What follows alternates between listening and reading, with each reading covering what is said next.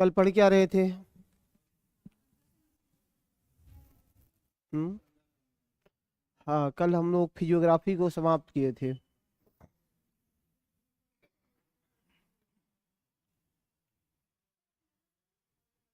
आए, सिलेबस ही तो पढ़ा रहे हैं कंटिन्यू।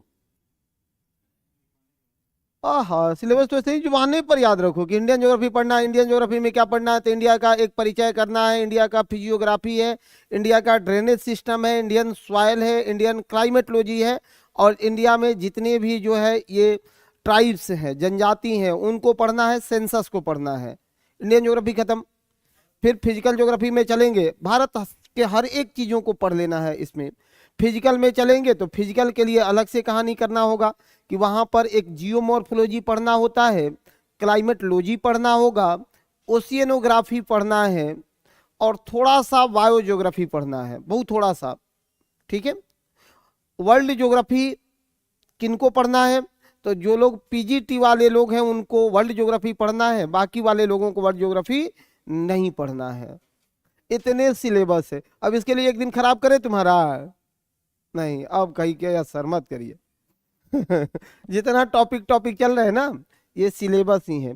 आउट ऑफ सिलेबस आपसे कहीं भी नहीं होंगे। निरंतर रूप से यही प्रयास रहेगा। चलो।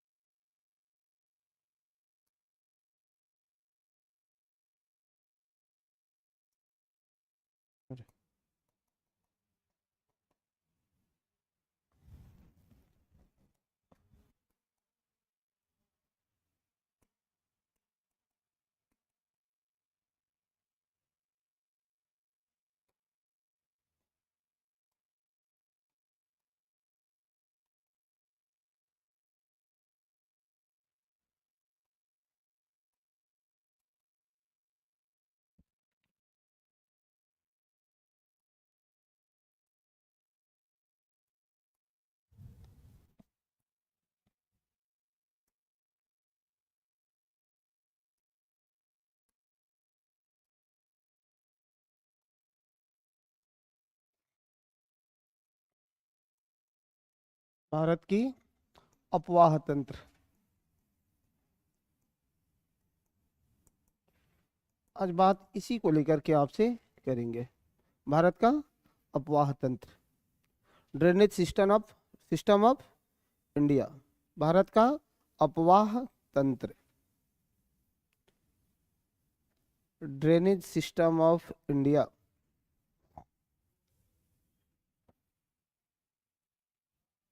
Drainage system of India. देखिए, अपवाह तंत्र कितने प्रकार के होते हैं? सामान्यतः भारत में कितने प्रकार के हैं? हम्म,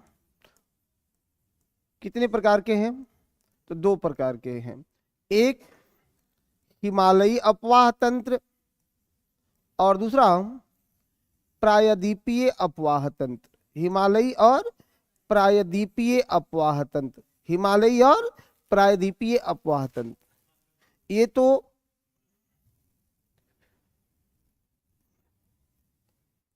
कोई बात नहीं। हिमालयी अपवाह तंत्र ये तो उद्गम के आधार पर हुआ। ठीक है। अगर आपसे बात करें कि निकास के आधार पर अपवाह तंत्र कितने प्रकार के हैं? निकास किसको बोलते हैं? कि वो जहां अपना जल विसर्जित करे, जहां जाकर के ज्वाइन करता हो, उसके आधार पर कितने प्रकार के हैं? तो वो भी दो प्रकार के हैं। या तो बंगाल के खाड़ी में या अरब सागर में, बंगाल के खाड़ी में या अरब सागर में। अपवाह भी दो हैं, या तो हिमालय से निकलेंगे या प्रायद्वीपीय भारत से निकलने वाली नदियां होंगी। इन दोनों में अंतर याद रखिएगा मूलतः, कि दोनों का अंतर क्या है। तो यदि निकास के आधार पर अपवाह की बात करें तो अरब सागर और बंगाल के खाड़ी में जल विसर्जित करने वाली नदी है। जो नदी बंगाल के खाड़ी में जल विसर्जित करती है वो डेल्टा का निर्माण करती है, और जो अरब सागर में जल विसर्जित करे वो नदमुख बनाती है, एस्ट्यूरी, नदमुख या एस्ट्यूरी का निर्माण करती है। डेल्टा तो कहेंगे कि सर दक्षिण पूरब की ओर जो ढाल है तो धीरे धीरे ये ढाल मंद होता जाता है, और मंद ढाल होने के कारण ही नदियां वहां डेल्टा बनाने लगती है। जबकि अरब सागर के निकट संरचना कठोर है, वहां ढाल उच्च है, डेल्टा नहीं बन के वो नदमुख बना लेते हैं। हिमालयी अपवाह तंत्र और प्रायद्वीपीय अपवाह तंत्र दोनों में अंतर क्या है? तो जो हिमालयी अपवाह तंत्र है, ड्रेनेज सिस्टम है, हिमालय से निकलने वाली नदियां वर्षवाहिनी होती है, पूरे साल उसमें पानी प्रवाहित होते रहता है, कभी ये नदियां सूखती नहीं है। दूसरा, और इसी के ऑपोजिट में ले चल के पढ़ लीजिएगा प्रायद्वीपीय भारत में, कि ये नदियां वर्षवाहिनी नहीं होती हैं। वर्षा के मौसम में इसमें जल का स्तर ज्यादा होता है, जबकि अन्य मौसम में या गर्मी के दिनों में ये नदियां सूखने लगती हैं। हिमालयी नदियों का प्रवाह तीव्र होता है, जबकि प्रायद्वीपीय नदियों का प्रवाह निम्न होता है या मंद होता है। हिमालयी नदियां अपने साथ अवसादों को लेके आती है, जलोढ़ मैदान का निर्माण करती है। प्रायद्वीपीय नदियों में ये स्थिति नहीं होता है। ये मूल अंतर है हिमालयी और प्रायद्वीपीय नदियों को लेकर के। हिमालयी नदियां कितने प्रकार के, कौन कौन सी नदी हैं, कौन कौन सी नदी हैं? तो 3 नदी हैं इसमें। हिमालयी नदियों में 3 नदी हैं। एक सिंधु, दूसरा गंगा, और तीसरा ब्रह्मपुत्र। सिंधु, गंगा और ब्रह्मपुत्र, ये 3 नदी तंत्र हिमालयी नदी तंत्र हैं। बस इन्हीं 3 को तो पढ़ना है, लेकिन तीनों को पूरे मजबूती के साथ पढ़ लेना है। अब मैं अभी के मतलब क्लास में इस पर, किस नदी पर कौन सी परियोजना बनाई गई है, उस परियोजना पर बात नहीं करेंगे, केवल नदी को प्रवाहित करके और ला करके पहुंचा देंगे। ठीक है।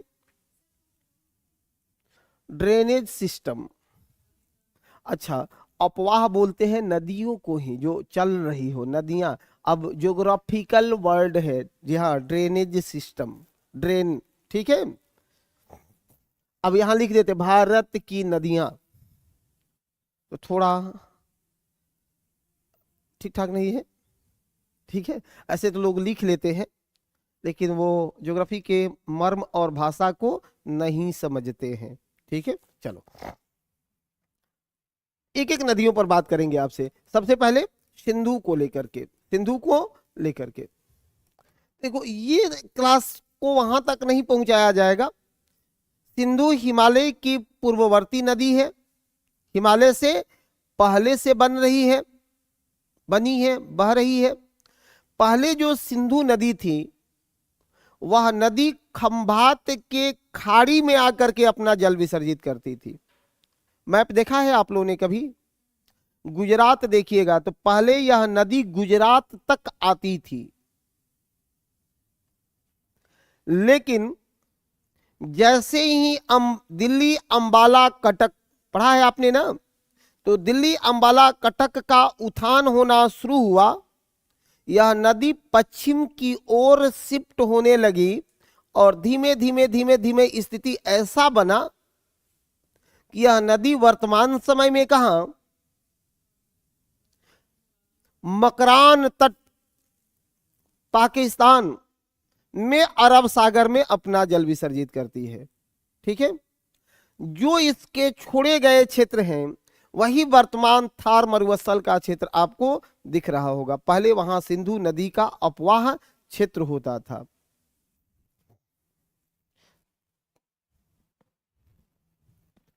यह नदी निकलती कहां से है और मूल सहायक नदी इसका कौन कौन है? तो मानसरोवर झील नाम सुना है क्या आपने?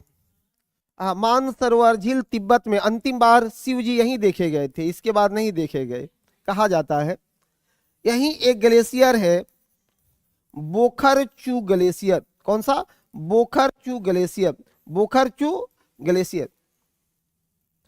इस ग्लेशियर से इस नदी का उद्गम होता है और इसका निकास कहां है? मकरान तट पर। निकास कहां है? मकरान तट पर। यह मकरान तट पर आकर अपना जल विसर्जित करती है। मकरान तट पर आकर अपना जल विसर्जित करती है, लिखना नहीं है। आपसे बात करेंगे इसके लंबाई को लेकर के कि कुल लंबाई कितना है? 2880 किलोमीटर। नहीं, वो ब्रह्मपुत्र का एनसीईआरटी में लिखा है लगभग 2900 किलोमीटर। वह शब्द देखिएगा ना तो लिखा है लगभग 2900 किलोमीटर। 2880 किलोमीटर। भारत में क्या है भैया इसका? तो भारत में 1114 किलोमीटर। 1114 किलोमीटर। एक क्वेश्चन आपसे पूछेगा कि भारत में इसका प्रवेश कहां से है? भारत में इसका प्रवेश कहां से है? फटाफट लिखते चलना है कि भारत में इसका प्रवेश कहां पर। बोलते चलना है, लिखते नहीं। लिखने वाला काम बाद में कर लिया जाएगा, पहले एक बार बोल लीजिए ताकि चीजें आपको याद हो जाए। चीजें आपको याद हो जाए। इसका प्रवेश कहां से है? एक स्थान है दमचोक। कौन सा? दमचोक। ये दमचोक है कहां पर? लद्दाख में। दमचोक कहां पर? लद्दाख में है। जी हाँ, यहीं पर ये लद्दाख में है। लद्दाख में है दमचुक। इसी दमचुक से इस नदी का प्रवेश होता है। ये चार सब चारों आपके परीक्षा के लिए ही बने हुए हैं। ठीक है, नेक्स्ट अब आपसे बात करेंगे कि कुछ नदियां इसके दाईं ओर से मिलती हैं और कुछ नदियां बाईं ओर से इसमें मिलती हैं। तो दाएं और बाएं में से सबसे इंपॉर्टेंट है बाईं ओर से मिलने वाली नदियां। हालांकि दाईं ओर से मिलने वाली नदियों को भी आप स्किप नहीं कर सकते हो। उधर से भी जो महत्वपूर्ण नदियां हैं, काबुल, कुंभा, नुब्रा, हुंजा, पढ़ना तो उसको भी है, लेकिन इधर वाले को एक बार पहले देख लेते हैं। झेलम। झेलम नदी का उद्गम वेरिनाग झील। इसके बाद चेनाब, फिर राबी। चेनाब के बाद राबी। नेक्स्ट सतलज, और सतलज की एक सहायक है व्यास। इसकी सहायक है व्यास। ये सब कहां? पाकिस्तान में मिठना कोट एक जगह है। कहां? मिठना कोट। यहीं पर आकर के मिलती है और फिर आगे जाकर के सिंधु नदी में जल विसर्जित कर लेती है। क्वेश्चन इतना में से आपका नहीं बनने वाला है। कहिएगा कि फिर बनेगा कैसे भाई? तो अब बताओ, यही तो 5 नदियों के बीच के क्षेत्र को क्या कहा जाता है? पंचनद कहा जाता है। 5 नदियों के भूमि को पंजाब कहा जाता है और पंजाब को पंचनद भी कहते हैं क्योंकि 5 नदियों का भूमि है। 5 नदियों का भूमि है, 5 दोआबों का भूमि है। देखिए, पंजाब इंडिया में भी है और पंजाब पाकिस्तान में भी है। पंजाब इंडिया में भी और पंजाब पाकिस्तान में भी, क्योंकि जब 1947 में देश का सेपरेशन हो रहा था, विभाजन हो रहा था, तो पंजाब प्रांत को ही विभाजित किया गया, कुछ पंजाब पाकिस्तान को और कुछ पंजाब इंडिया को। सीमा भी पंजाब से लगती है, संयोग से उसने भी अपना नाम नहीं बदला है, उसने भी अपने उस स्टेट का नाम क्या, पंजाब ही रख दिया है। सतलज और व्यास के इस दोआब को क्या कहते हैं, बिष्ट दोआब कहते हैं। यहीं पर लिख दें, बिष्ट दोआब कहते हैं। सतलज और व्यास के दोआब को बिष्ट दोआब कहते हैं। फिर व्यास और रावी के इस दोआब को बारी दोआब कहते हैं। बिष्ट बारी, याद रहेगा। रावी और चेनाब के बीच के जो ये दोआब है उसको रचना दोआब कहते हैं। इसी का नाम रचना दोआब है। दिखे थे, जस्ट ऊपर में बढ़िएगा तो चेनाब और झेलम के बीच चाज दोआब है, इसी को चाज दोआब कहते हैं। और झेलम सिंधु के बीच, यही सिंधु है आपका, झेलम और सिंधु के बीच जो दोआब है, इस दोआब को सिंध सागर के नाम से जाना जाता है।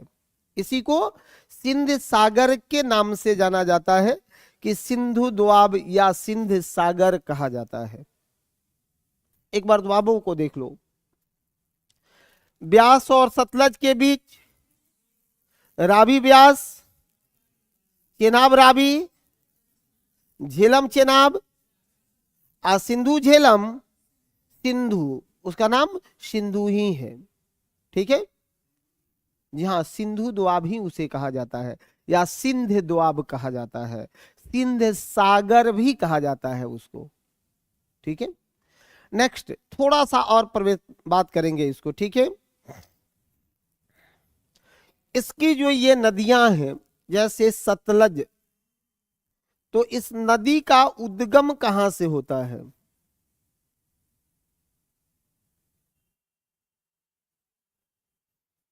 ऑनलाइन वाले क्या दिक्कत हो रही है। अभी पॉलिटी क्लास शुरू नहीं हुआ है, होगा तो और सब इंफॉर्मेशन आपको मिलेगा। चलो, ये सतलज, अब एक बात बताओ, ये जो सतलज नदी है आपको समझ सकते हैं कि भाई चल क्या रही है। तो यही कारण है कि कल परसों से, कल से खास करके मन बहुत व्यथित है, दुखी है। प्रयास करना चाहिए, है कि नहीं है। और ये तो सब चारों ओर से हम लोगों को बांधे हुए रहता है, कैमरा लाइट सब, वो टीचर का धार भी खत्म हो गया, है कि नहीं है। सरकार भी, उसके पास बहुत पढ़े लिखे लोग हैं, लेकिन समझना चाहिए कि बांग्लादेश में 3 विद्यार्थियों ने शुरू किया था, है कि नहीं है। शेख हसीना को बांग्लादेश नसीब नहीं होगा, वो जनता की ताकत है। होगा, अब नहीं होगा। 3 विद्यार्थी ही निकले थे रोड पर, तो विद्यार्थी का अवहेलना ठीक नहीं है। बातों को सुननी चाहिए, है कि नहीं है। हठधर्मिता नहीं होनी चाहिए, डिक्टेटरशिप नहीं होना चाहिए। और न्यायालय, मीडिया, सब के सब मुख दर्शक बना हुआ है। दुख की बात यह है, आयोग कुछ नहीं कर रहा है, बहुत दुख की बात नहीं है, क्योंकि वो गलत है ही। लेकिन सरकारें भी कुछ नहीं कर रही है, वो भी दुख की बात नहीं है, वो तो चाहती ही है ऐसे हो। लेकिन यहां न्यायपालिका भी खामोश है। एक दो घटना आपको बताता हूं। एक बार मधेपुरा के कोई होंगे, तो उधर हाईवे बन रहा था, पता नहीं फाइनल हो गया कि अभी है, पटना से मधेपुरा जाने के लिए। यहां से एक जज साहब पटना हाईकोर्ट के जा रहे थे, तो हाईवे का काम हो रहा था, तो डस्ट तो लगेगा ही ना। तो जज साहब को डस्ट बहुत उनके गाड़ी पर पड़ रहा था। गाड़ी कैसे डस्ट में एकदम धूल धूल हो जाता है। तो कोर्ट में कल होके आए, तो स्वतः संज्ञान ले लिए कि कौन ठेकेदार बना रहा है, उसको कोर्ट में हाजिर किया जाए। और ठेकेदार को हुआ कि डस्ट अगर किसी के गाड़ी पर आ गया तो खैर नहीं है, प्रॉपर तरीके से उसकी प्रबंध की गई, पानी वगैरह हर समय डाला जाता था कि डस्ट नहीं हो।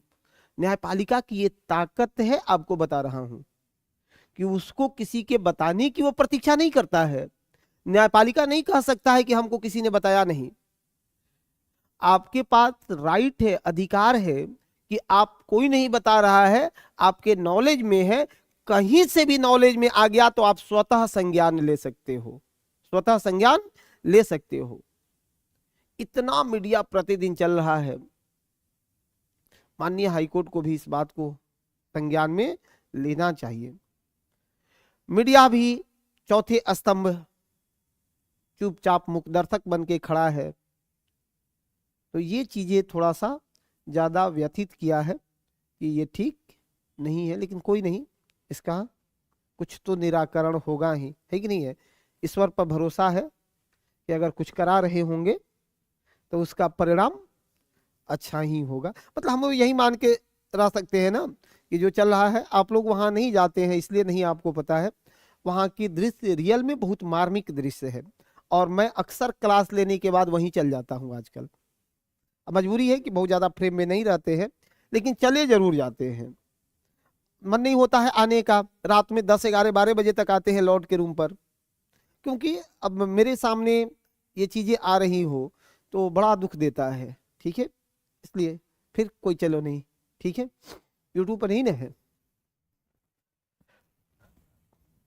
हाँ, कहाँ थे हम लोग?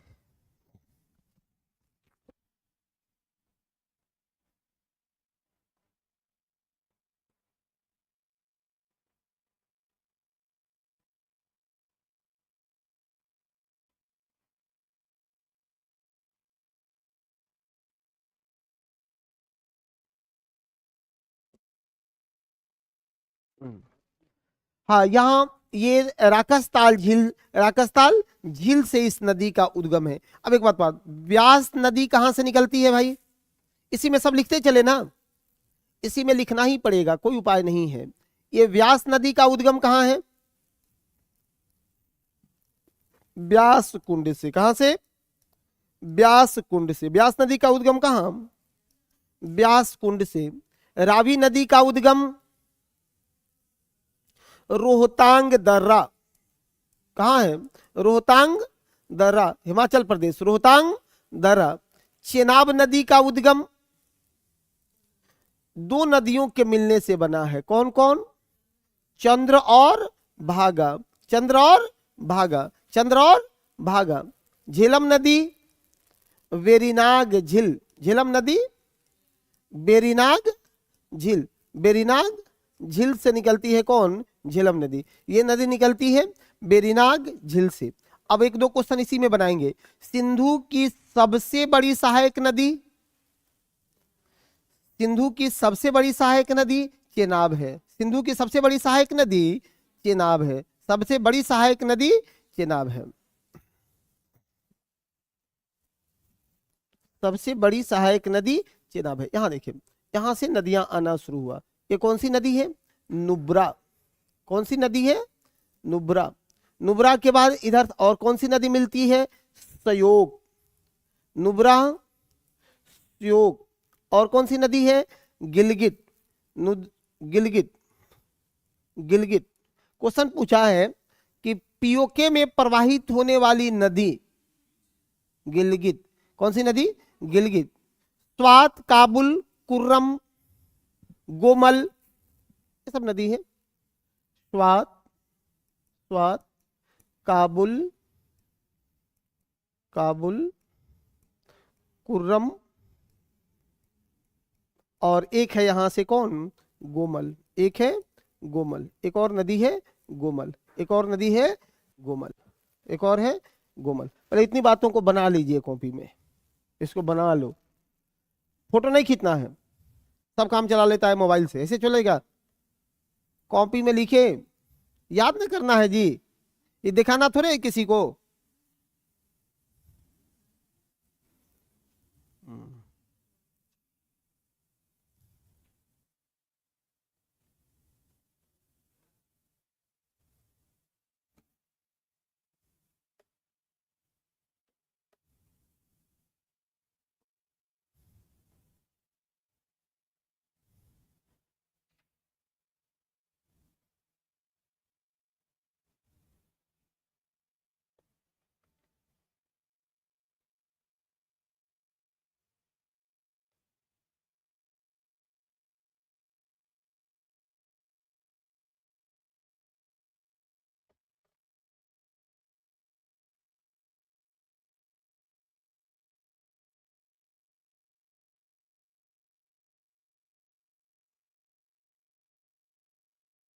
कौन वाला?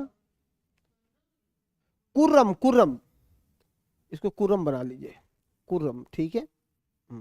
कुर्रम।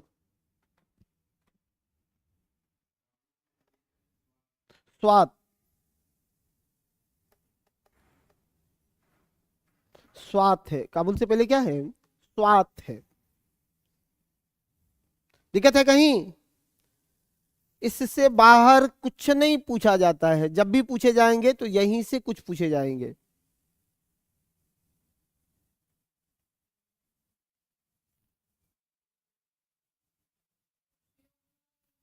कौन वाला? नुब्रा।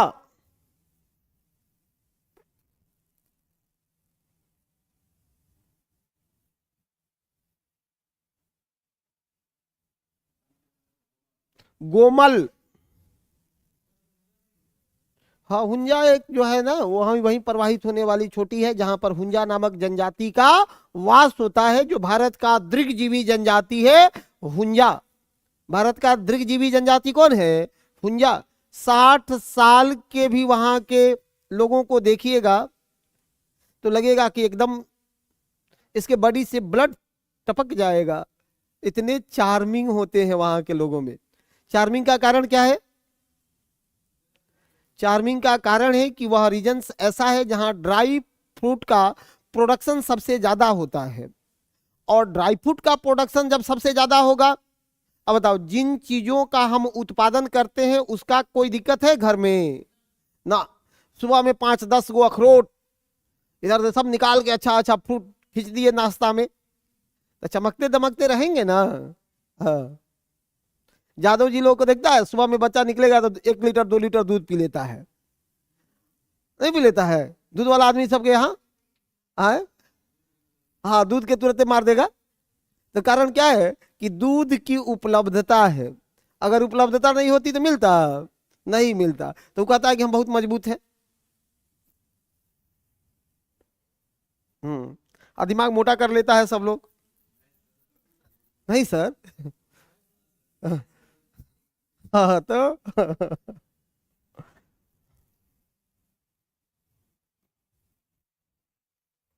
कोई आदमी जादव जी होना तो बुरा मत मानना, आ गया है, एग्जाम्पल आप ही लोगों पर। क्या? हम्म,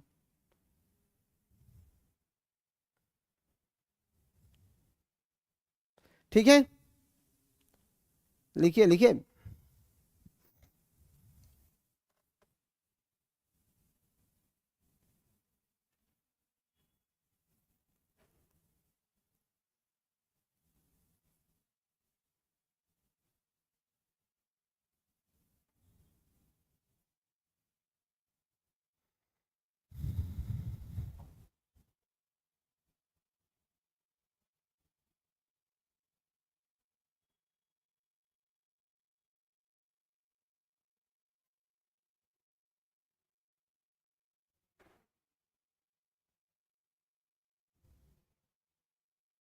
ठीक है सबका,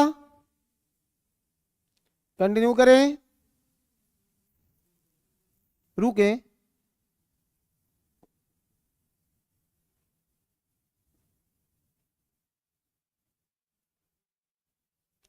लेट आने वाले लोग अपराधी से कम नहीं है, ये सब फिदाइनी हमलावर हैं। फिदाइनी समझते हो? आत्मघाती हमलावर हैं, खुद भी जाएंगे और दूसरों को भी ले जाएंगे। तो फिदाइनी आदमी सब ठीक नहीं होता है। हाँ, चेनाब के नीचे रावी है, लिख लीजिए ना, फिर एक बार रटवा देते हैं, 2 मिनट तो लगेगा याद करवाने में। सब जिम्मेवारी मेरा है ना कि याद भी करवा दे आपको।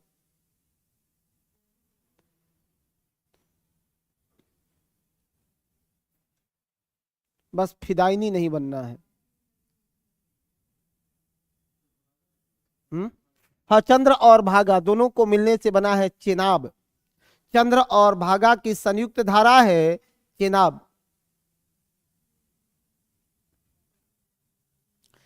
चंद्र और भागा की संयुक्त धारा है चेनाब। ठीक है, चलो।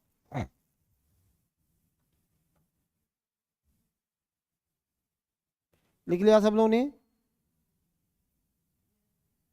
आ जाइए बोर्ड पर आइए। अब एक समझौता हुआ था 1961 में, सिंधु जल समझौता, सिंधु जल समझौता, सिंधु जल समझौता। यह समझौता भारत और पाकिस्तान के बीच हुआ, भारत और पाकिस्तान के बीच हुआ, जिसकी मध्यस्थता कौन किया है? विश्व बैंक ने किया था। इसका मध्यस्थता किया था विश्व बैंक ने किया था। जी हाँ, विश्व बैंक ने इसकी मध्यक्षता करी थी। सुनो, सिंधु जल समझौता मध्यस्थता विश्व बैंक ने किया। भारत के तरफ से पंडित जवाहरलाल नेहरू और पाकिस्तान के तरफ से अयूब खां। इस समझौते का, जी हाँ 1960 में, बहुत अच्छी बात है, भारत के तरफ से पंडित नेहरू और पाकिस्तान के तरफ से अयूब खां इसका हिस्सा थे। इसमें समझौते की जो मूल बातें गढ़ी गई वो बातें क्या थी कि भारत और पाकिस्तान, इसी मैप पर समझ लेना है, मैप से अलग नहीं जाना है, मैप से अलग नहीं जाना है। सिंधु, झेलम और चेनाब, इन तीन नदियों के जल का 80% उपयोग पाकिस्तान करेगा और 20% भारत इसका उपयोग करेगा। जबकि इन तीन नदियों के जल पर 80% भारत और 20% पाकिस्तान की हिस्सेदारी बनी थी। दो शब्द में खत्म हो गया यहां पर। लेकिन सुनो, सिंधु जल समझौता के अनुसार जो 20% भी हम लोगों को उपयोग करने के लिए मिल रहा था, उसका 20% भी हम नहीं, 9 पॉइंट कुछ परसेंट ही अभी उपयोग कर पाते हैं। लगभग मान लीजिएगा 10%। अपना हिस्सा का 10% पानी हम पाकिस्तान को पिलाते हैं आज। और जब भी बातें होती है कि सिंधु जल समझौता पर एक बार पुनः चर्चा करेंगे, पाकिस्तान को मिर्ची लग जाती है, क्योंकि उसको पता है कि जिस दिन हम सिंधु को ब्रेक किए, पाकिस्तान बिना मारे मर जाएगा। भारत की लाइफलाइन गंगा है, तो पाकिस्तान की लाइफलाइन सिंधु है। उसकी हर गतिविधियां सिंधु से प्रभावित रही है। एक पहले बीजेपी के बड़ी कद्दावर नेता हुआ करती थी, ओपोजिशन में बहुत दिन तक रही, स्वर्गीय सुषमा स्वराज, नाम सुना है आपने? लगातार इस मुद्दे को उठाते थे कि पाकिस्तान खून और पानी दोनों साथ साथ नहीं बहेगा। अगर तुम आतंकी हमलों से बाज नहीं आओगे तो हम पानी बंद कर देंगे। अब बाद में मरेगा तो हमको मत बोलना। यह हालात बस यही रहे हैं। कब का है सिंधु जल समझौता? 1960 का, 1960 का, 1960 का, 1960 का। समझा दे एक बार। इसमें कोई दिक्कत है किसी को? कोई दिक्कत है किसी को? कंटिन्यू करें, नेक्स्ट चलिए। जो लोग नहीं लिख पाए अब फोटो खींच लीजिए। हाँ, लेकिन लिखना था। जो लोग नहीं लिख पाए उनके लिए बोला हूं। सब लोगों ने लिखा ना? कोई कंफ्यूजन है किसी को? कोई डाउट? बिल्कुल नहीं। चलो यहां से पढ़ेंगे गंगा नदी तंत्र, गंगा नदी तंत्र, गंगा नदी तंत्र। अब ये गंगा नदी तंत्र जो है, इसमें बातें गंगा नदी से होगी। तो सबसे पहले गंगा नदी को जानने के लिए चलेंगे आपको लेके उत्तराखंड में। उत्तराखंड को कहते हैं पंच प्रयाग, 5 प्रयागों की भूमि, 5 प्रयागों की भूमि, 5 प्रयागों की भूमि। भाई 5 प्रयागों की भूमि जो उत्तराखंड है, इसमें कौन कौन से 5 प्रयाग है बता दीजिएगा जी। हाँ बोलिए, सब लोग बोलो। 5 प्रयाग कौन कौन है? एक क्वेश्चन आपसे पूछेगा 5 प्रयाग को लेकर के।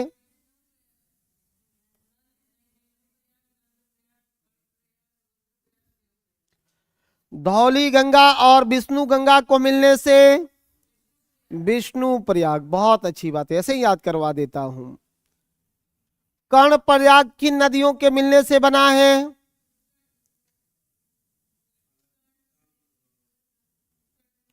कर्ण प्रयाग ऑनलाइन वाला मैसेज में लिखो।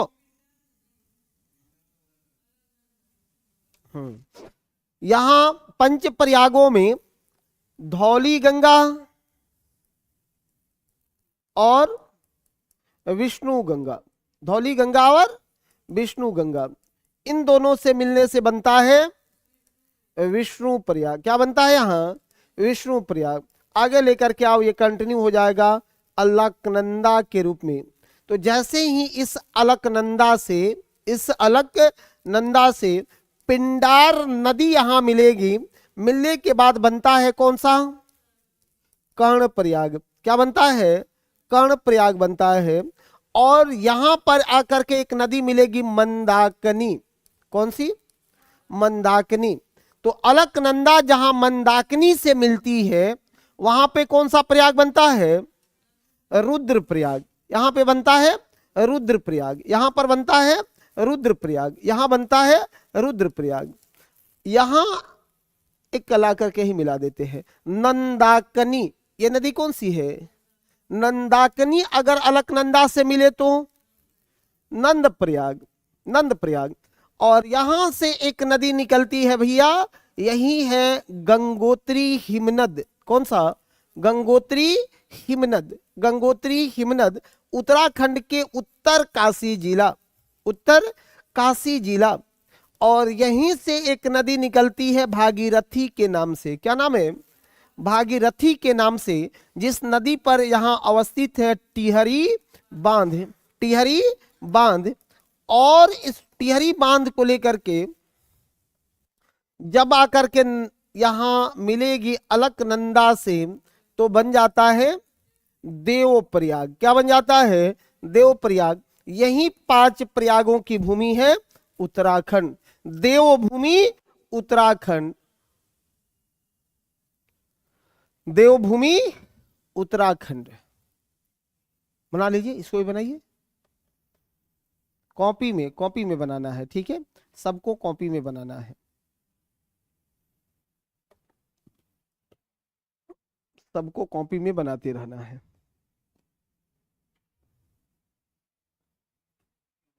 हाँ, पिंडार, पिंडार नदी।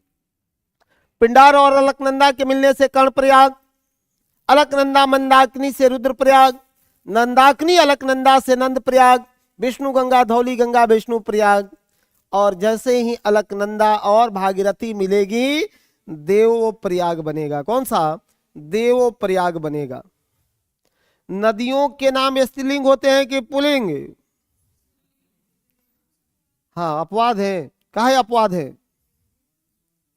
हाँ, अपवाद है सोन और ब्रह्मपुत्र।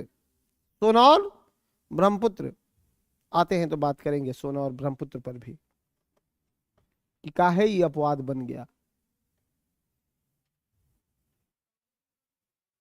क्या हो गया? दिक्कत है? विष्णु प्रयाग के नीचे नंद प्रयाग, विष्णु प्रयाग के नीचे नंद प्रयाग, ये लिखे हैं नंद प्रयाग। किससे किससे मिलने से बना है? नंदाकिनी और अलकनंदा। नंदाकिनी से अलकनंदा बनेगा नंद प्रयाग। नंदाकिनी और अलकनंदा के मिलने से नंद प्रयाग।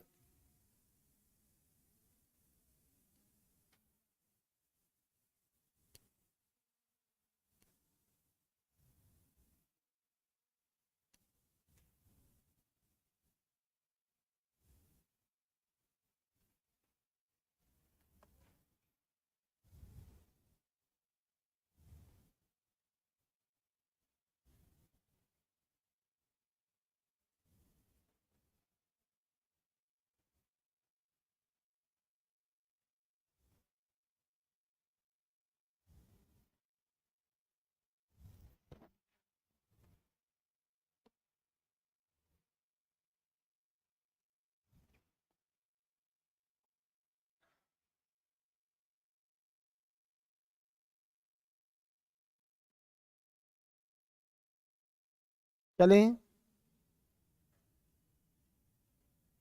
बन रहा है सब लोगों का? आप लोग बनाए हैं? आप लिखिए, याद किए हैं कल जो पढ़ाए थे? और जितना किए थे उतना याद किए हैं? बताइए। काहे एकदम शर्माना नहीं है जी। पढ़े, पढ़ने से काम नहीं चलेगा, केवल याद करना होगा, एकदम तोता की तरह बोलना होगा। ठीक है, किसी से भी पूछा जा सकता है। उत्तरकाशी जिला है, उत्तराखंड में उत्तरकाशी जिला में है गंगोत्री हिमनद। ऐसी गंगोत्री हिमनद से निकलती है भागीरथी नदी, भागीरथी नदी।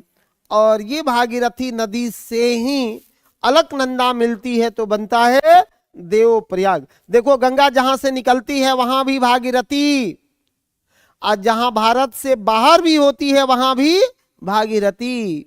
जिस नाम से शुरू होता है उसी नाम पर। क्या बात है पंडित जी।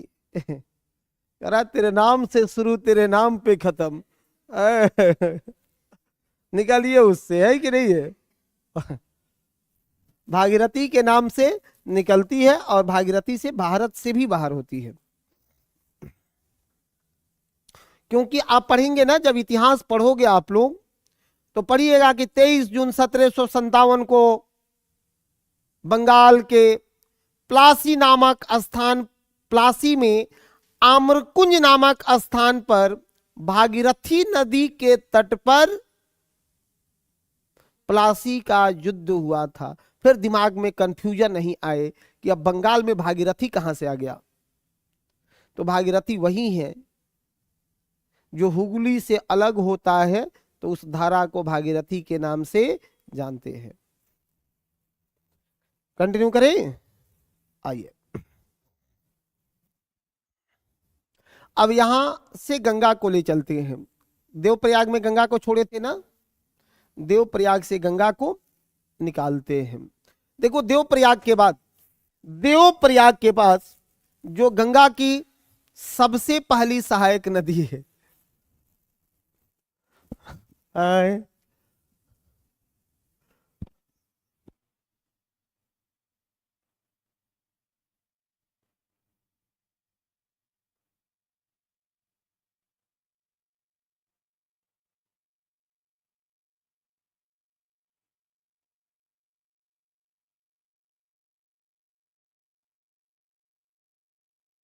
संयोग से भी कभी लेट नहीं करता हूं, कुछ भी हो जाए क्लास डिले नहीं होगा।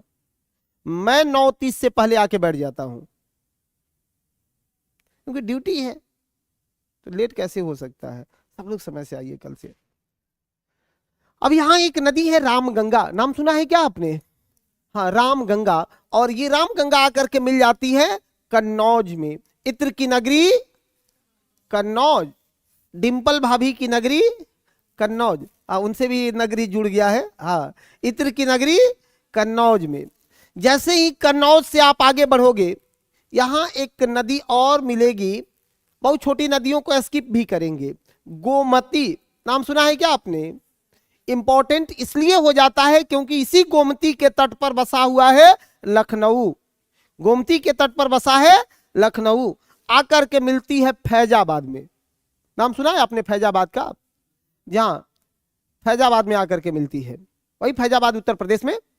जहां जस्ट यहां से आगे बढ़ोगे तो एक नदी मिल जाएगी आपको, घघरा। एक नदी मिल जाएगी घघरा। इसको सरयू के नाम से जानते हैं, इसी को सरयू के नाम से जानते हैं। अयोध्या बसा हुआ है इसी सरयू के तट पर।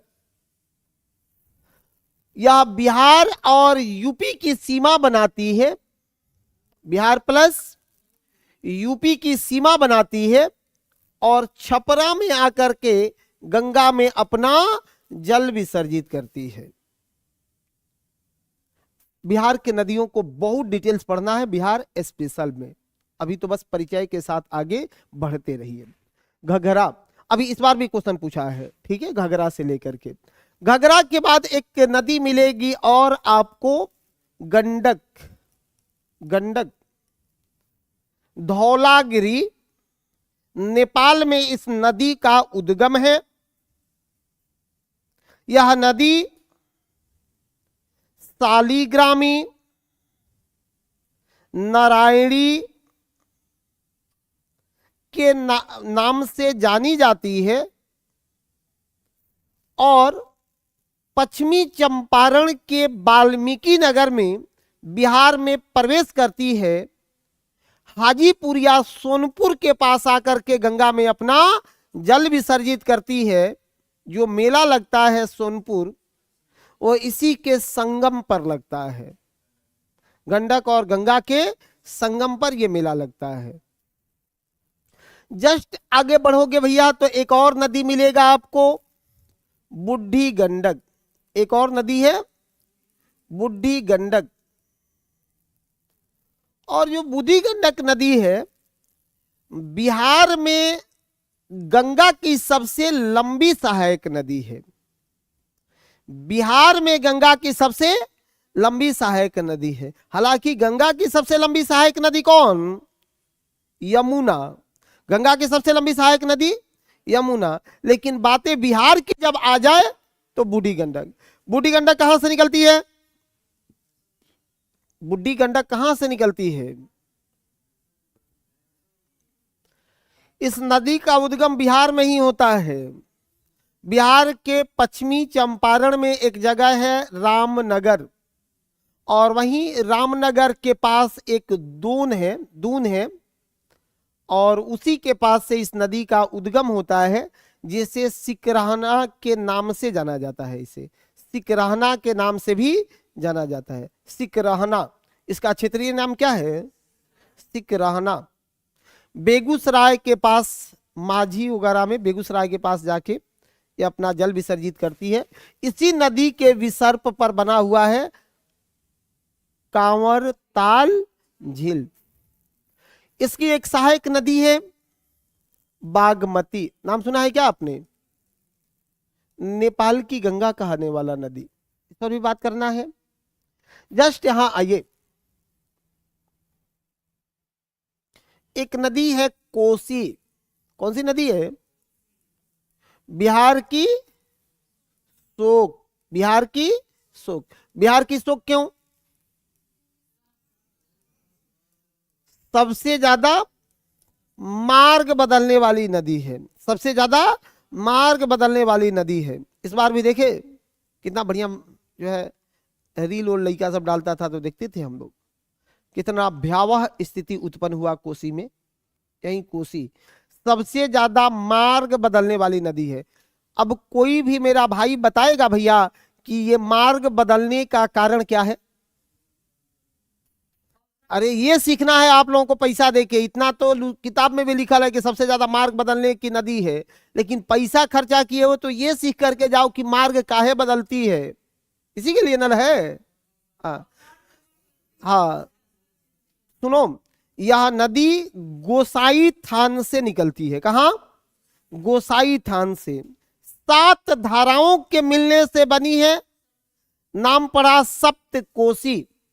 प्रमुख धारा है अरुण। सबसे प्रमुख धारा कौन है? अरुण। तो ये नदी जब पहाड़ी क्षेत्रों से प्रवाहित होते हुए मैदानी क्षेत्रों में प्रवेश करती है, तो मैदानी क्षेत्रों में इसका ढाल मंद पड़ जाता है। ढाल मंद पड़ जाता है। ढाल मंद पड़ेगा। अब अपने साथ ये जितना अवसाद लेकर के इधर से प्रवाहित हो रही थी, अवसाद समझते हैं ना, जितना काट उठ करके मिट्टी बालू गाद सब बहा के लेके आ रही थी, तो जहां ढाल तीव्र है वहां जमाव हो सकता है। अरे ऐसे ढाल है तो यहां जमेगा नहीं, बहा के ले जाएगा इसको। और जहां ढाल ऐसे हो गया वहां जम जाएगा कि नहीं जम जाएगा? तो मैदानी क्षेत्रों में आती है तो ढाल मंद पड़ जाता है। अब नदिया के नीचे गाद जमने लगता है। जैसे गाद जमेगा तो उसका जो अपवाह क्षेत्र है फैलना शुरू होगा।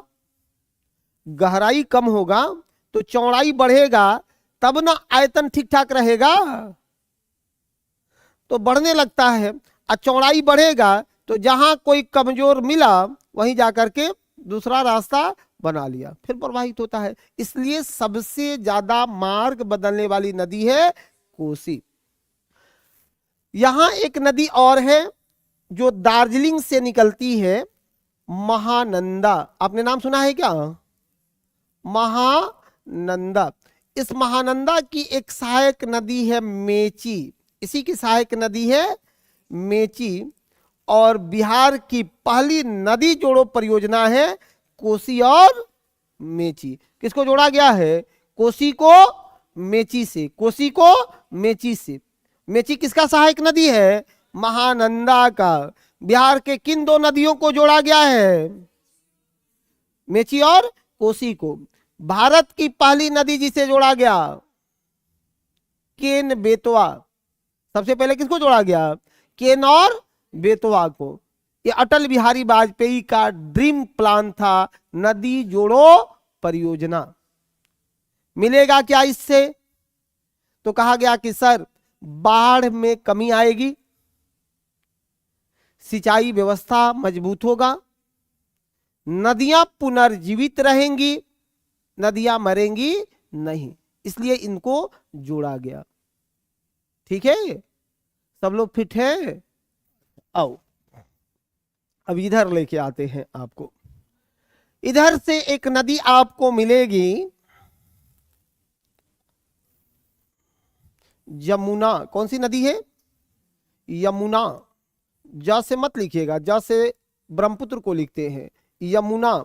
इस नदी का उद्गम कहां है? बंदरपूंछ। कहां से? या बंदरपूंछ। बंदरपूंछ कहां? उत्तराखंड में।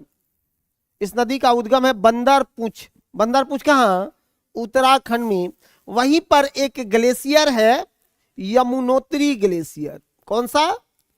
जी हाँ, यमुनोत्री ग्लेशियर। यमुनोत्री ग्लेशियर। इस नदी का उद्गम है यमुनोत्री ग्लेशियर से। यमुनोत्री ग्लेशियर उत्तराखंड में है, वहीं से इस नदी का उद्गम होता है। इसकी सहायक नदी जो बाईं ओर से आकर के मिलती है, कौन कौन सी है? एक का नाम याद रखिएगा, टोन्स। एक बार पूछा है, थोड़ा अंग्रेजी नाम की तरह है इसलिए इसको पूछ लेता है। टोन्स नाम याद रहेगा। टोन्स किसकी सहायक नदी है? यमुना की। एक और नदी है यहीं पर, हिंडन। एक और नदी है, नाम क्या है? हिंडन। ये हिंडन किसकी सहायक नदी है? यमुना की सहायक नदी है हिंडन। नीचे यमुना में एक नदी मिलेगी, चंबल। एक नदी है, कौन सा? चंबल। चंबल को अलग से भी पढ़ाऊंगा। इसके बाईं तरफ से एक नदी मिलती है, बनास।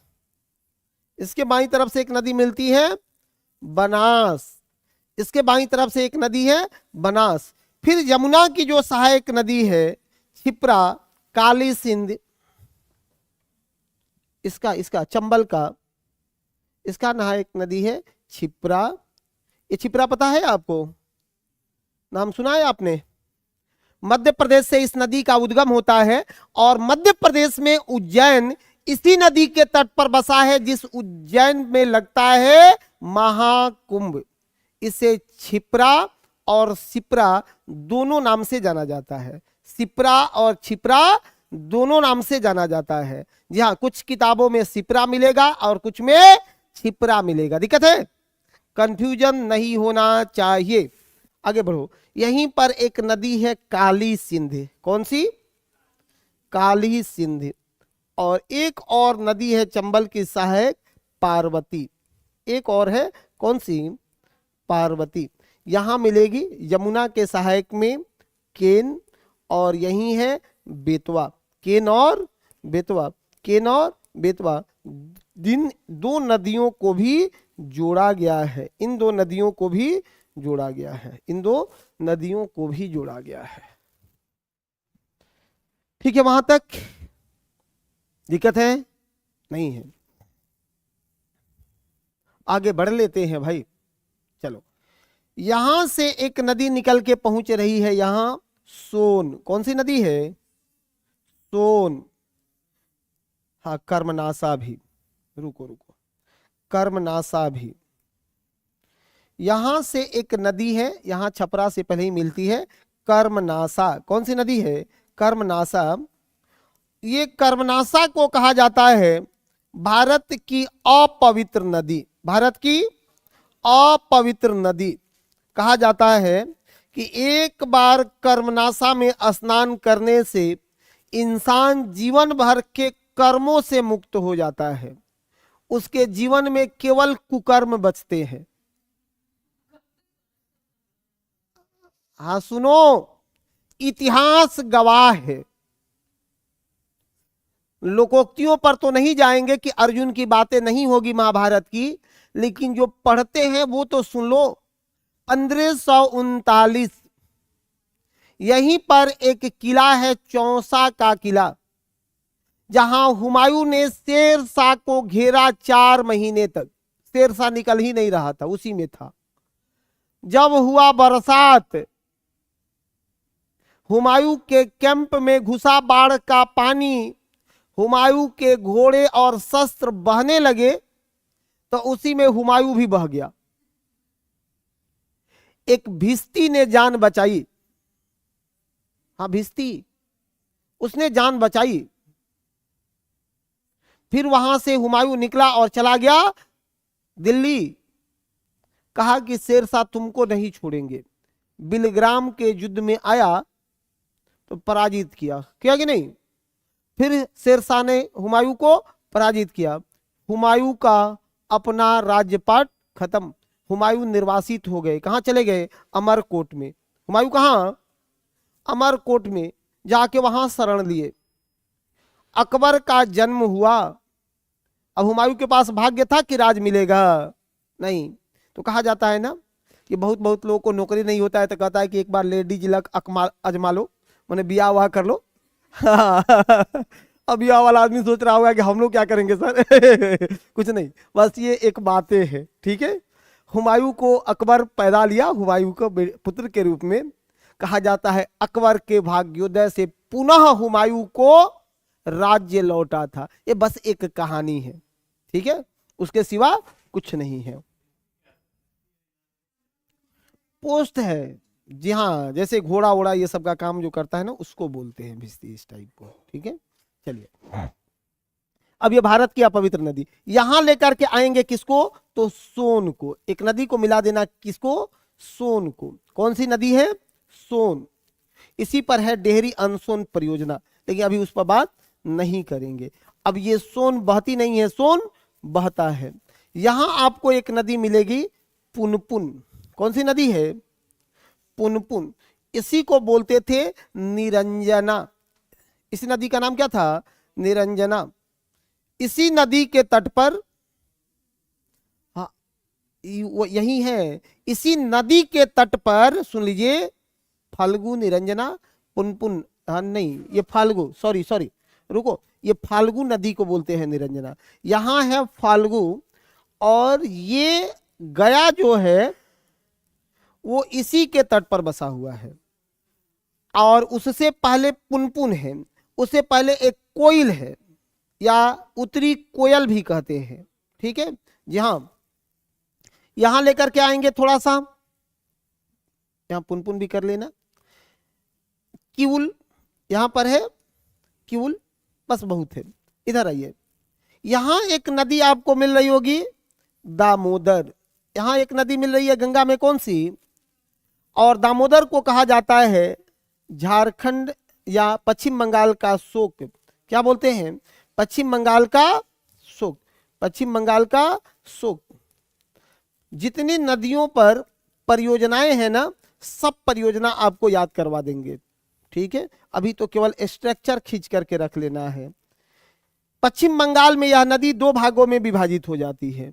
एक शाखा हुगली और दूसरी शाखा भागीरथी। दूसरी शाखा भागीरथी।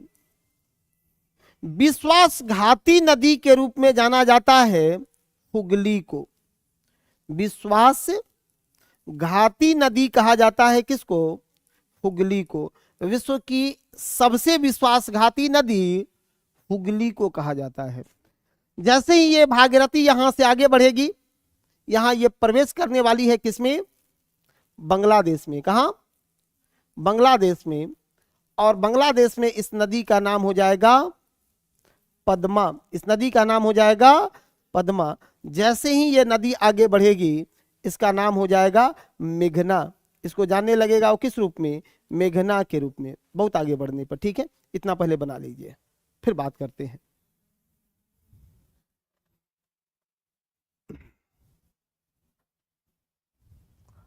मुन्नी, सब क्लासेज स्टार्ट होंगे। एक दिन में 2 ही क्लास चलेंगे ना? एक दिन में 2 ही क्लास चलेंगे। ठीक है, और किसी को कुछ पूछना है? और किसी को कुछ पूछना है भाई?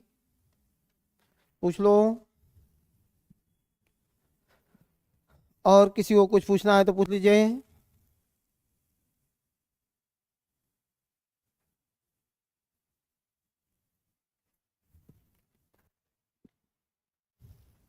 कौन सी है वो? पद्मा।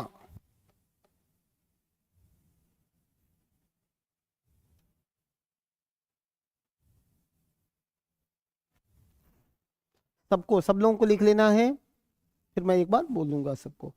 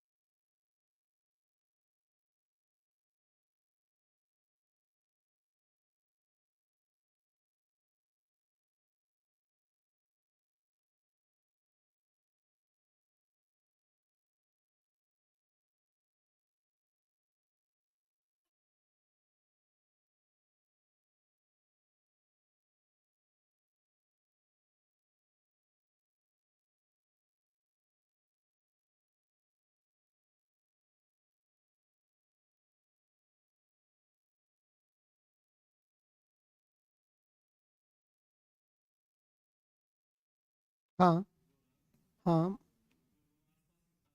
हाँ, मध्य प्रदेश से दोनों साथ निकलती है, दोनों नदियों को जोड़ दिया गया है, दोनों नदियों को जोड़ दिया गया है। ठीक है, हो गया सबका? हाँ, आराम से लिखे। सिप्रा के बाद क्या लिखे हैं? काली सिंध, पार्वती, केन, बेतवा, कर्मनासा, पुनपुन, फल्गु, क्यूल। सब नदी का कोई ना कोई कहानी है। अब मैं कहानी कहूंगा तो मुश्किल हो जाएगा। हाँ, अगर ये कहना तो पड़ेगा ही सर। बिना कहानी के कुछ बने नहीं है। अब बताओ, भारत में लगभग 4000 नदियां हैं, तो पता चलेगा कि केवल नदी पर ही आपको पढ़ाते रहे तो क्या स्थिति बनेगी? हाँ, 4000 नहीं पढ़ना है, मुश्किल से पढ़ना है हम लोगों को। 150 नदियों तक का नाम फिटफाट याद रखिए। 100 से 150 के बीच में, नहीं, 100 से 150 के बीच में तो दुरुस्त करना ही होगा। अभी तक कितना पढ़ लिया आपको पता है जी? आज ही 10 को पढ़िए ही, ये देखिए इसका, इसी में पढ़ लो कितना है।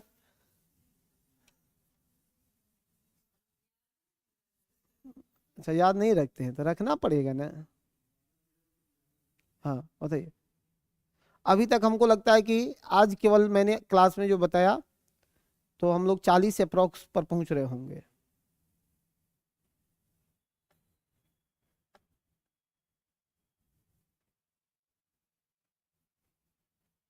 हम्म। क्या दिक्कत है आपको? कोई दिक्कत नहीं है। काहे लेट पहुंच रहा है?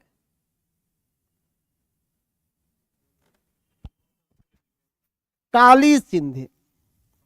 काली। जी हाँ, काली सिंध। जब इनका नाम याद नहीं रहेगा तो इन पर परियोजना याद रहेगा जी? नहीं रहेगा। और जब परियोजना याद नहीं रहेगा तो एक क्वेश्चन आपका परियोजना से छूटेगा ना। परियोजना किसी कीमत में भी एग्जाम में स्किप नहीं कर सकता है, एक क्वेश्चन तो पूछना ही पूछना है उसको।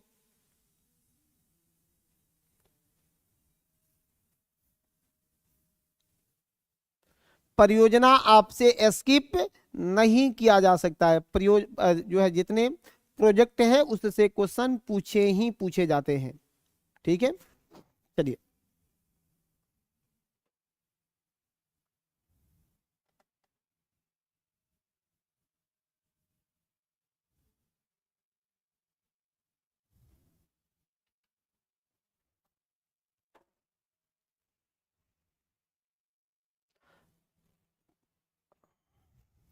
राज्य जिससे गंगा नदी प्रवाहित होती है,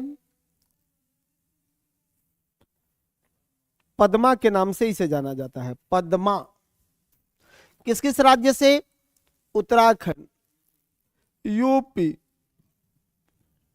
बिहार, झारखंड भी, बिहार और झारखंड भी, और वेस्ट बंगाल। कितने राज्यों से? 5 राज्यों से। यह नदी प्रवाहित होती है कितने राज्यों में? 5 राज्यों से। उत्तराखंड, यूपी, बिहार, झारखंड, वेस्ट बंगाल, कितने राज्य? 5 राज्यों से। उत्तराखंड, यूपी, बिहार, झारखंड और वेस्ट बंगाल 5 राज्यों से प्रवाहित होती है। ठीक है। दिक्कत है? आए कर्मनाशा, केन बेतवा, पार्वती, काली सिंध।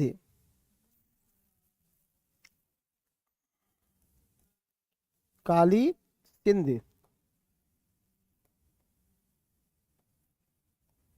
चलो, अगर बात लंबाई का करें तो कितना लंबा है? 2500, 2500, 25, 2525 किलोमीटर, 2525 किलोमीटर, 2525 किलोमीटर।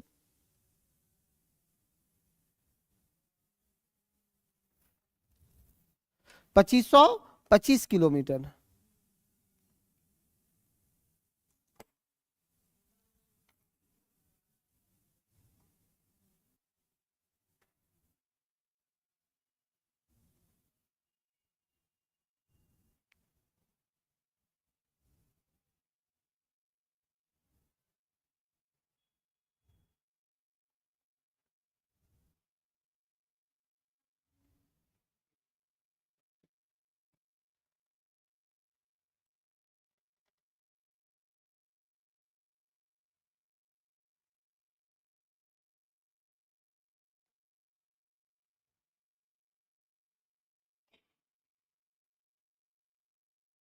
आगे बढ़ाएं? नहीं हुआ? फल्गु के बाद क्यूल। क्यूल। क्यूल।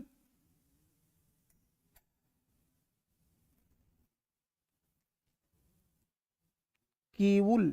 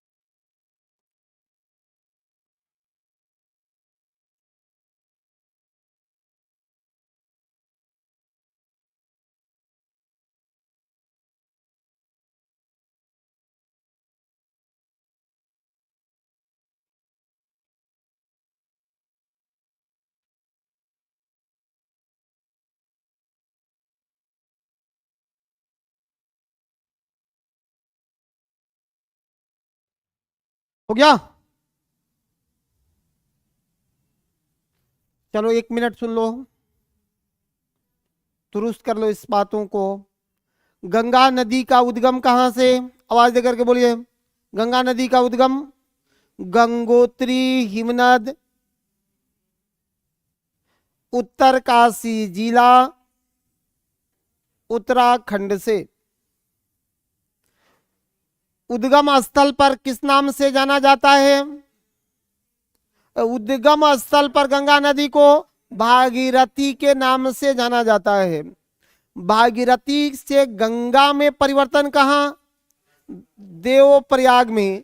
देवप्रयाग वह स्थल है जो अलकनंदा और मंदाकिनी का संगम है, वहीं पर गंगा के नाम से इसे जाना जाता है। मैदानी भागों में प्रवेश करने के पास ही इसमें रामगंगा नदी आकर के मिलती है।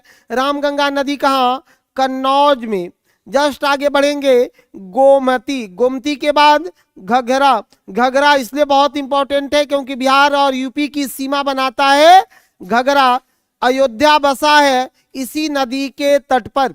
आगे बढ़िए, मिलेगा गंडक। और भैया गंडक जो है, ये गंडक नदी की स्थिति क्या है?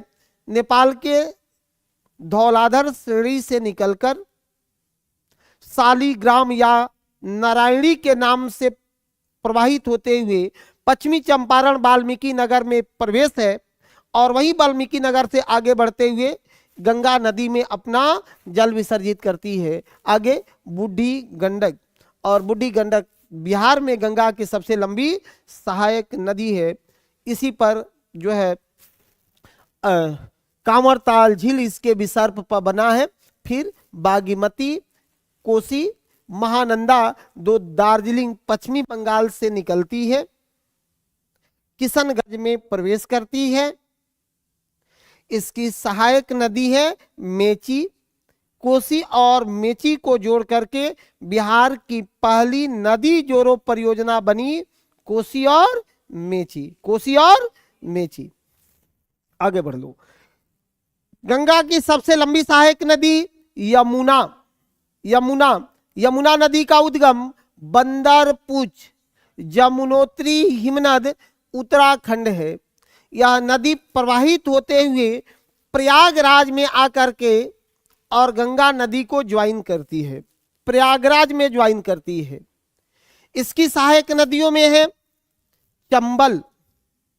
चंबल में, चंबल की सहायक है क्षिप्रा, काली सिंध और पार्वती। क्षिप्रा, काली सिंध और पार्वती। क्षिप्रा, काली सिंध और पार्वती।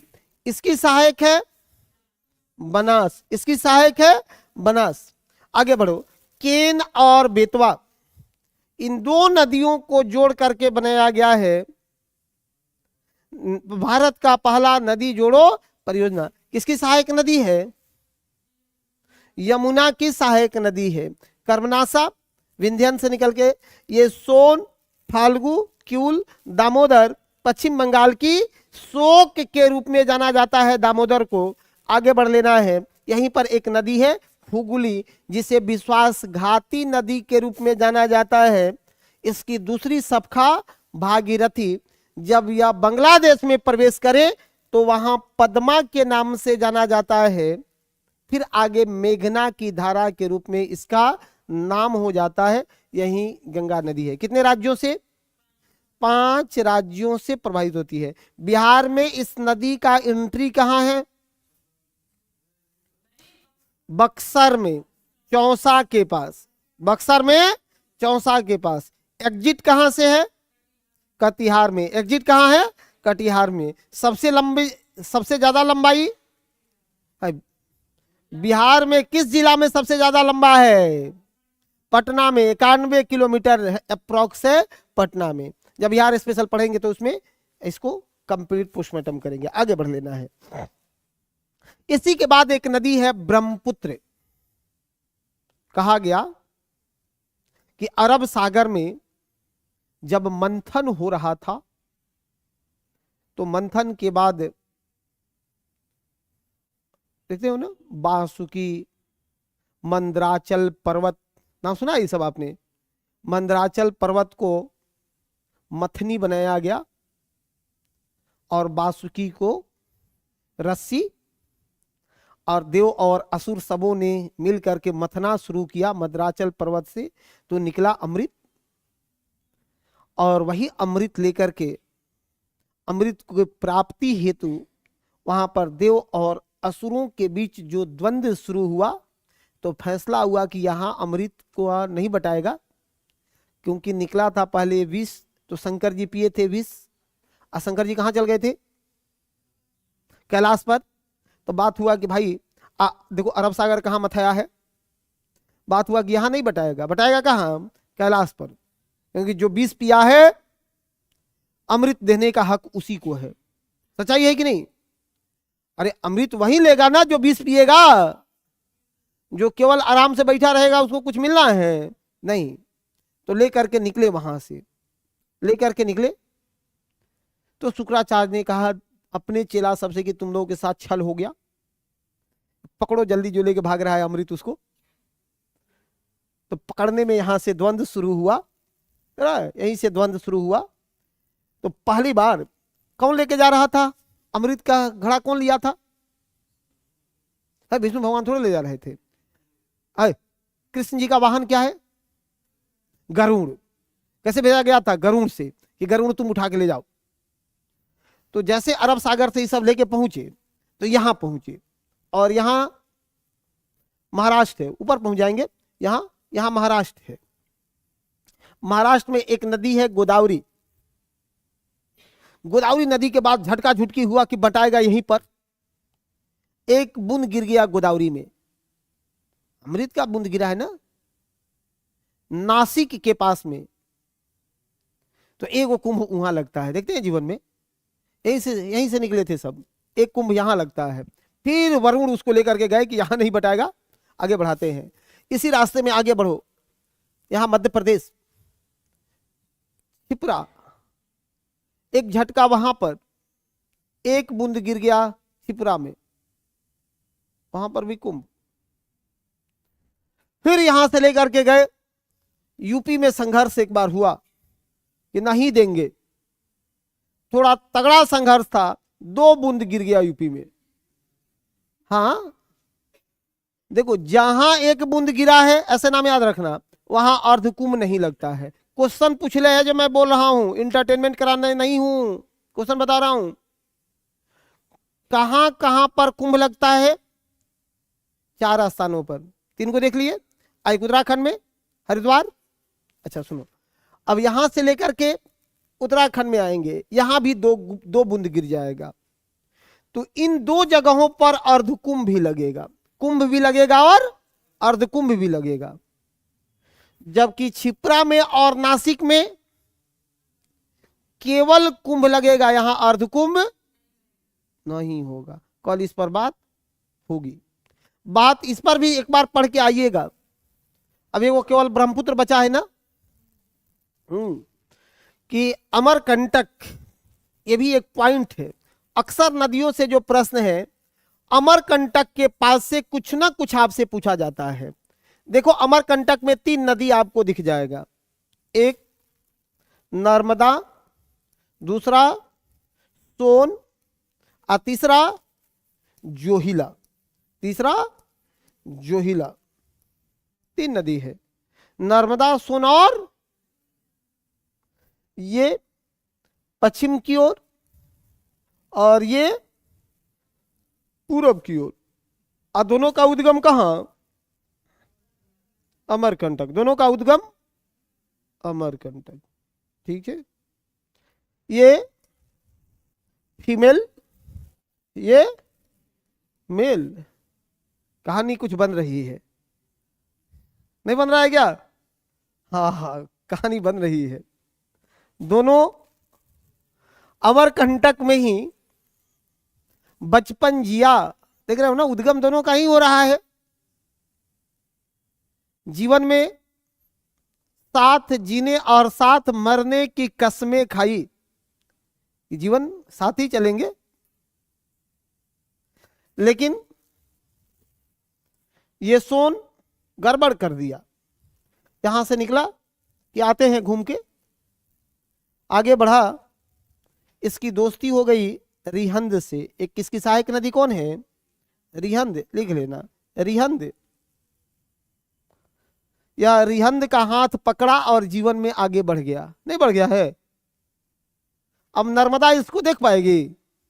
कही कि तुम अगर पूरब की ओर जा रहे हो तो हम पश्चिम जाएंगे, नहीं जाएंगे, और जीवन में कभी तुमको लौट के नहीं देखेंगे।